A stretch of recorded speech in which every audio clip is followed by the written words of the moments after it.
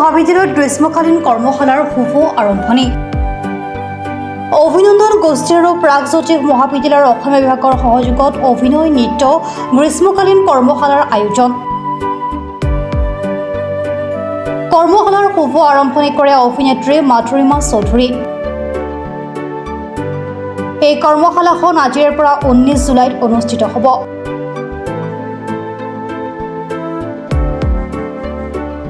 প্ৰশিক্ষক প্ৰদান কৰিব মাধুৰিমা চৌধুৰী, অভিনেত্ৰী গুণাকৰ দেৱ গোস্বামী, পাৰ্থ প্ৰতিম হাজৰিকা, হিমাংশু প্ৰসাদ দাস, ফণী শৰ্মা, হিমাক্ষী কলিতা, জাহ্নৱ জ্যোতি দাস।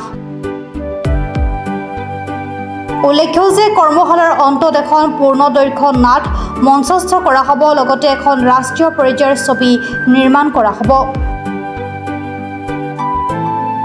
ভাল লাগিছে ইয়াতে এই অভিনন্দন গোষ্ঠী আৰু প্ৰাগজ্যোতিষ মহাবিদ্যালয়ৰ সহযোগত অভিনন্দন গোষ্ঠী যি এই কৰ্মশালা নৃত্য গীত আৰু অভিনয়ৰ যি কৰ্মশালা অনুষ্ঠিত কৰিছে তাৰ এগৰাকী প্ৰশিক্ষক হিচাপে মোক নিমন্ত্ৰণ জনোৱাৰ কাৰণে মই তেখেতসকলক ধন্যবাদ জনাইছোঁ। আৰু খুব সুন্দৰ কথা, আচলতে আমাৰ এই গ্ৰীষ্মকালীন বন্ধৰ সময়ত আমাৰ এই সৰু সৰু কণ ল'ৰা ছোৱালী তাৰ লগতে আমাৰ শিশুসকলো আহিছে।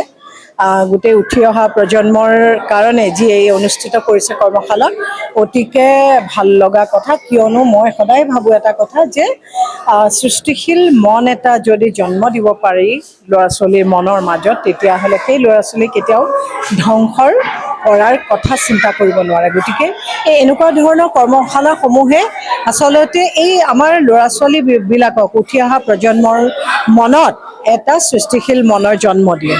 আৰু সেইটো কৰিবৰ কাৰণে এওঁলোকে যি প্ৰচেষ্টা চলাইছে তাৰ কাৰণে শলাগ ল'বলগীয়া।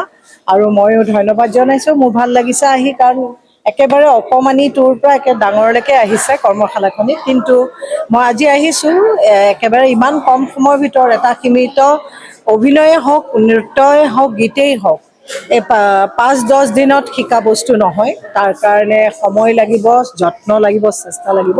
গতিকে যিখিনি পাৰোঁ ইয়াত অলপ কিবা দিবলৈ চেষ্টা কৰিছোঁ। দুলাল কলিতাৰ গ্ৰীষ্মকালীন যিটো কৰ্মশালা প্ৰাগজ্যোতিষ কলেজত অনুষ্ঠিত হ'ল তো আজি মই মোটামুটি 1 ঘণ্টাৰ অভিনয় এটাৰ ওপৰত এটা বেছিক আইডিয়া এটা দিছোঁ।